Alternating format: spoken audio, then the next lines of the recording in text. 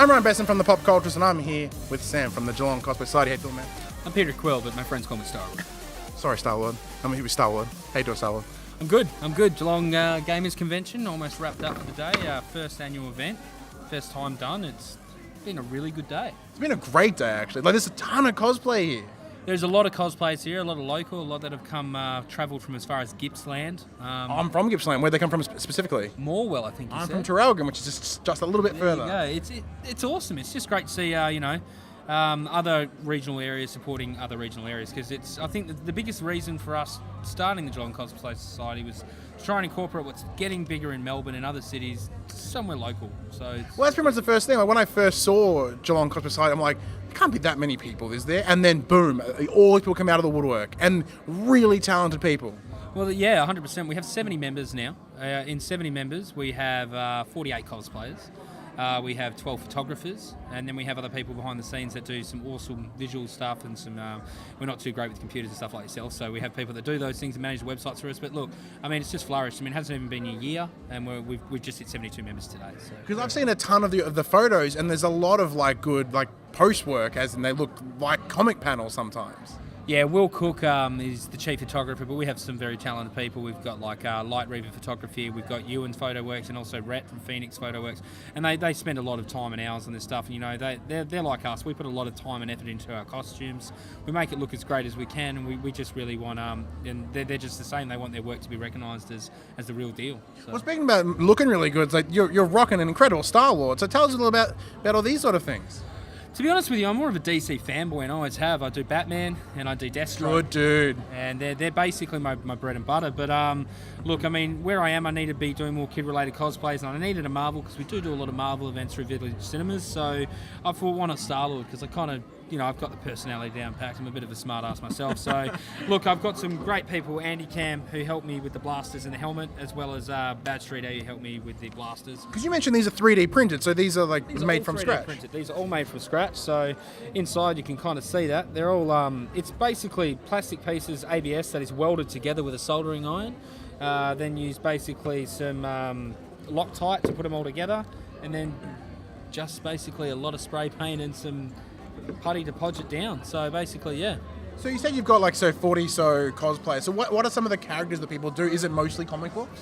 It is very heavily weighted on the comic book side, but I think that is because that is what people want at the moment. We have a lot of great gaming cosplayers. I'm sure you've seen the Zelda that was here today, Bianca. She also does, Fallout characters. We do have, a lot of Disney related ones. We have a really incredible Queen of Hearts. We have just a lot of different gaming characters as well as, but it's heavily weighted on comic book at the moment. But we're trying to look into more Disney stuff as well, princes and princesses and stuff like that. Who's your Disney character of choice for yourself? Beast. I'm actually building it at the moment. Dude! The new movie Beast. So having the mask made up overseas at the moment by GTI FX, and that's actually the full prosthetic, which will stick right above my mouth, so I'll still be able to move my mouth. But the rest of it will all be sealed to my face, so the full hair and mane, and I'm getting the all the drawers made up for it now. So how do you pick what characters that you're going to cosplay as? Look, a lot of people say, they identify, they fall in love in that. I just pick the characters I love. Yeah. That's it. Characters that I think I could pull off if I tried. Characters that I don't find that I just find easy, to be honest with you.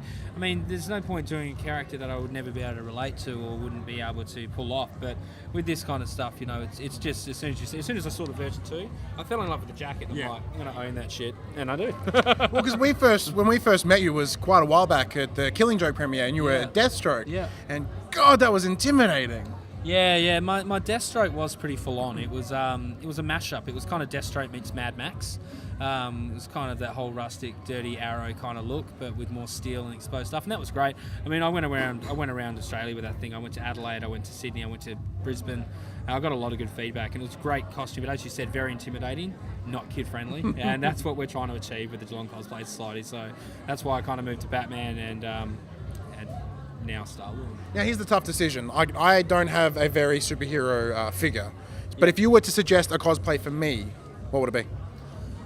I don't really have the physique for Star-Lord, man. So, right? Like, I tell people they can cosplay what they want, Obviously, it's always going to come down to what you feel comfortable in.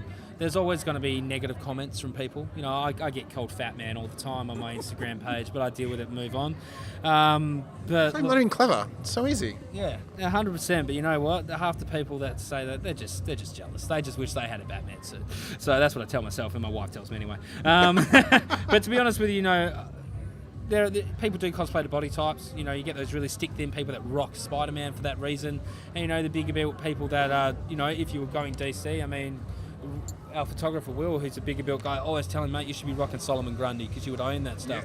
You know, dude. yeah, Solomon Grundy's an awesome character. But you know what? Whatever floats your boat, there is just wear what you want to wear, man. Cosplay's for everyone. You know, there is no specific body type. And that is probably one of the benefits of cosplay. I'm sure you're finding that more and more now that you're sort of growing this community. It's like, it is different walks of life, different backgrounds. It's people that just enjoy cosplay. 100%. We've got a member that does nothing but gender bends, and he's amazing at what he does. Spoiled Rich, he basically does a Killer Frost, he does a Harley Quinn, he does a Catwoman, and Poison Ivy. And he's Poison Ivan, yeah. Yeah, he's a petite framed Asian guy, and he's just nails it, like with what he does, and he just works it. Facial expressions are on point, and his edits, people would comment, and I've actually seen comments, people going, "She's gorgeous." And I'm just like, well, if you can do it, mate, you have won't, fun with that, mate. Yeah. you won't. But you know what? That's what it's all about. If you're happy with what you're wearing, you're comfortable, then that's it. It shouldn't matter about the rest. And you know, I'm all for, you know, like one of my favourite Superman that cosplayers that I follow is an African American guy in the States, and he's amazing, and he works hours and hours and hours to train his body. His number one caption is body suits are for for tap outs or something like that.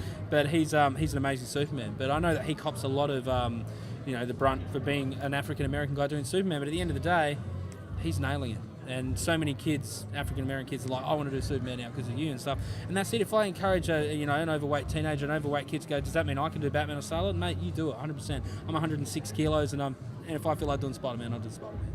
I can't remember the last time I was 106 kilos.